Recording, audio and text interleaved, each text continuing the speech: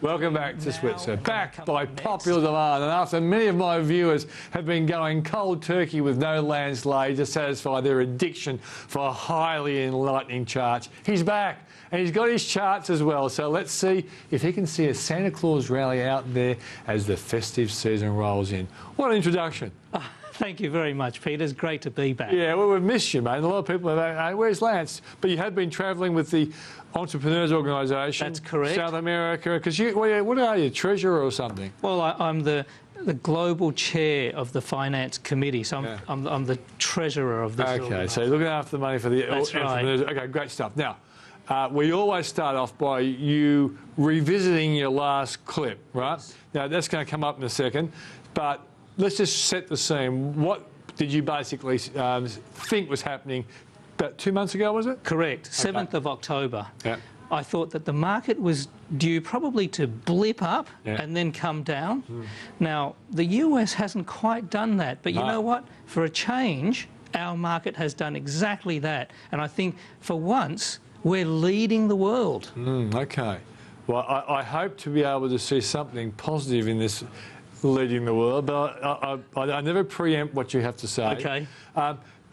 So while we're waiting for this chart, this clip to come through, what is your feeling about 2014, Lance? I know it's a big question, but do you think stocks will end up being up over the year 2014? Yeah. I think that, you know, just as we're seeing a pullback now in our markets, if we can see a pullback happen in the US, and Shanghai and Asia is looking steady at the moment, I think we're going to be okay. Okay, hold there now. The clip's ready, and then we'll go back to that. Okay. Let's go to the clip. I think this is mirroring the US, where I think it'll come back to the 200-day moving average, that S mark there. So now you've got two S lines. You've got a straight line, a big S line. Yes. And you've got a little S line. The little S. Yeah, so where that yellow line hits the little S, that is the 200-day moving average. And I think that's... And we're a long way above it. We're a long way... Well, we're 3% above the 200-day moving average. So I think it could come off 3%, all right? Now, that's where I think this market is going to go between now and when I come on next. Okay. So we're down about 5 or 6%, so you're on the money, mate. Thanks very much, Peter. Yeah, you know, on the money. We're literally right on the 200-day moving average right now as this market closed on 5,144. I think it's about 5,140 at the moment, the 200-day moving average. But, you know, I've brought up this, our market. This is our market. And usually I don't talk about our market first because we don't lead, right? It's always the US or Asia, like Shanghai. And for a change, I think we're leading the action. And I wanted to just congratulate you on your 5,500 call. Yeah, which we haven't quite got to yet. Well, mate, on technical terms, I mean, if you're waiting for 5,500 when it gets to what, 5,457 on the 28th. Let's call it 460 round. Right. I mean, just by 40 points. That's right. I mean, if you've got to wait those extra 40 points before you take profit.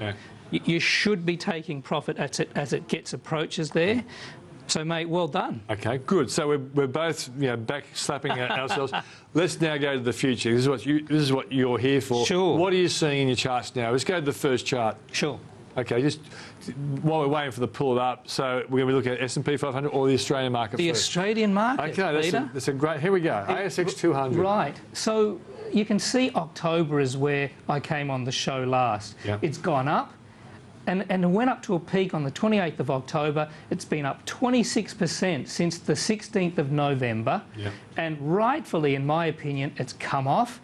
See where the yellow line that sweeps up, that's the 200-day moving average that I thought it needed to come back to. And it has. And we've hit that big R line. We've intersected with the big R line, which was a prior resistance and a 200-day moving average. I think we've got a little bit of momentum, unfortunately, for it to come off a little bit more to that other S line that's just below. So, Lance, do you think over the next week or so we're looking at a buying opportunity before it turns around, or do you think we could be in a more negative phase of the market? Well, look, Peter, I hate to preempt some of this stuff because the negative momentum is currently still with us, all right? Yeah. Now, I could see it going down about 2.7%, which is about the 5,013 mark. Okay. Which is that first S that's under the 200-day moving average. And then, depending on how it goes there, you might dip your toe in there as a strategy. But there's another S that's below that, which is down about 5.5%. Now, before I would say it even go there, I think what we would need to look at is how the US trades. So let's go to the next chart. I presume that's your next one? It's actually not. No, gee, so the next chart, if you wanted to go to it, would be Shanghai. Okay, go to Shanghai. That's always been an important chart for Aussie. Go on. So the Shanghai index has literally gone not very far. I mean, in the time between last time, which is 7 October, which is marked on the chart there, to where we are now on the right-hand side, I said last time that we should be going towards G1. And so what we've done is we've gone down, bounced off support, and we're higher by 3.7% now on the far right, heading towards G1. I titled the chart on this, support held, the market is positive, and there's no change, that we're basically headed towards G1. Okay, so while Shanghai is not as consistent influence on the Aussie market as Wall Street has been historically, it still has at times had an impact. It's positive at the moment, isn't it, that chart? Looking Correct. At that. That's positive. All right, so that's the first thing. Anything else you want to say about Shanghai before we go to America? Well, this chart had actually led in its crazy run-up of 25% from November to in 2.5 months. That's November last year. November last year. And then because it went up so far, it had to come off really hard. You can see it breaks the B. And that was a very scary time, Peter, you might recall. And now we're consolidating. So what we want to see is whenever it goes up too far, it will come off. Okay, that's a good point. Let's go to the next one. This is going to be the exciting one, Lance, I think. Well, no, the exciting one's probably the last one, Peter. You're just full of excitement. Oh, you're going to gold now. The gold. Look, the gold price, we've thrown the order all out. Okay, fair enough. And it's because of the order, I think, of importance in terms of where this is going. The gold price has always been highly sensitive towards movements in sentiment. And what we can see there is that sentiment for the gold price has been very bad. They've been talking of reducing or tapering off the quantitative easing.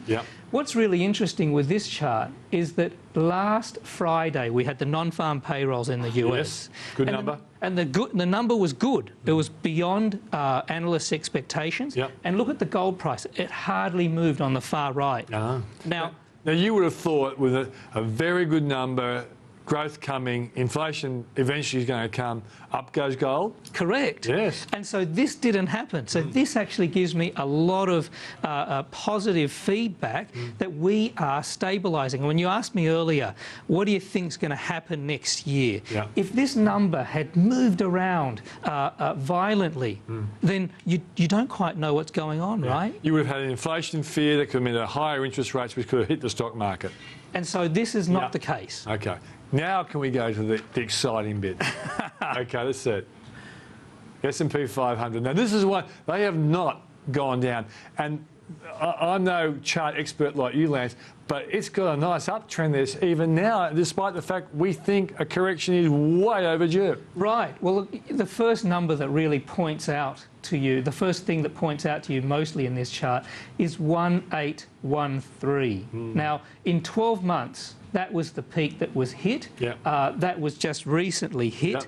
And it's up 35% in 12 months. Huge. Huge. Now, I've just come back from South America, and you can see really how the US is a reserve country in that huge region there. They all use the US dollar. And one of the things is I think this quantitative easing has actually worked because of factors like that. It is a reserve currency.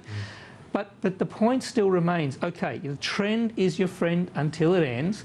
The 200-day moving average is still sweeping up very nicely. We broke over the 1744 on the 18th of October as marked on that chart. The last time I came on, I would have liked to have seen it blip up and then come off. Now, the Aussie market did that. Okay, it blipped up and came off. I think this is still going to do that. And the reason why I'm showing this last is because in showing the Aussie market, I'm showing what I think will happen to this market here. Yeah, but Lance, do you think, like, given what we know, December and January, historically, the Americans love to buy stocks. Looking at that current chart, you can't see a sell-off soon, can you? Just looking at the chart. You know, you expect it, yes, but you can't see it on the chart. But what's interesting, what's not on this chart are the technical indicators that I'm looking at. Okay. And the technical indicators are showing a stretched a state of heightened toppiness, if you like. Yeah. This can continue for some time. And unfortunately, if we don't see a resolution and this keeps going up, let's say next year it goes up another 20%. That does not bode well. Yeah, my feeling is, Lance, we'll see some sort of sell-off late January, February, but I think the Yanks will go looking for Santa Claus. Mate, we're out of time. Thanks for joining us, as always. Thanks, Peter. Great stuff. That's Lance Lai from Accountancy Investing. Also, he writes on the Switzer Super Report. That's the show for tonight. Thanks for joining us. I'll see you tomorrow.